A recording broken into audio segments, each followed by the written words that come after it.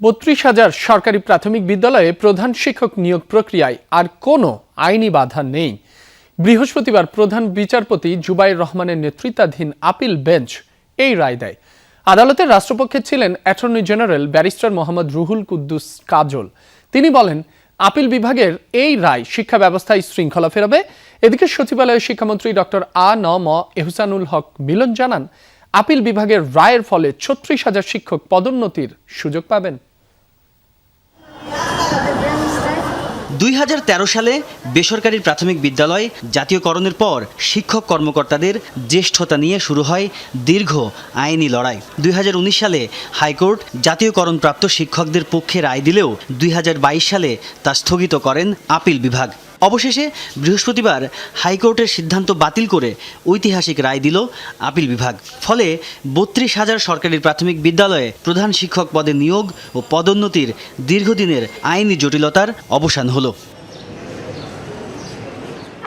Attorney general জানান, মামলা জটের কারণে এতদিন সরকারি প্রাথমিক বিদ্যালয়ের ৩২,০০০ প্রধান শিক্ষক পদে পদোন্নতি আটকে ছিল।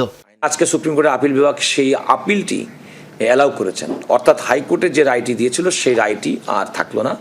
আইন অনুযায়ী যেটি করা হয়েছিল, সরাসরি নিয়োগপ্রাপ্ত শিক্ষকদের স্থান থাকবেন উপরে, আর অধিগ্রহণকৃত বেসরকারি স্কুল থেকে যারা এসেছেন তাদের স্থান থাকবে নিচে। এইটাই আজকে প্রতিষ্ঠিত হলো। শিক্ষা সংক্রান্ত অন্য মামলাগুলোও দ্রুত শুনানির পদক্ষেপ নেওয়া হবে জানিয়েছেন রাষ্ট্রের প্রধান আইন কর্মকর্তা। সরকার নিয়োগ দিতে পারছিলেন না। পরে সচিবালয়ে এ বিষয়ে ব্রিফ করেন শিক্ষামন্ত্রী। জানান, আপিল বিভাগের রায়ের ফলে ৩৬,২৩৫ জন সহকারী শিক্ষক পদোন্নতির সুযোগ পাবেন।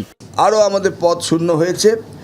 এই পদ শূন্য হলো সহকারী শিক্ষক, অর্থাৎ আমরা যদি ৩৬,২৩৫ জন শিক্ষককে এখন প্রমোশনটা দিতে পারি, সেই সাথে আমাদের ইমিডিয়েটলি আমাদের আসন শূন্য হয়ে যাবে ৩৮,৪৪৩ জন।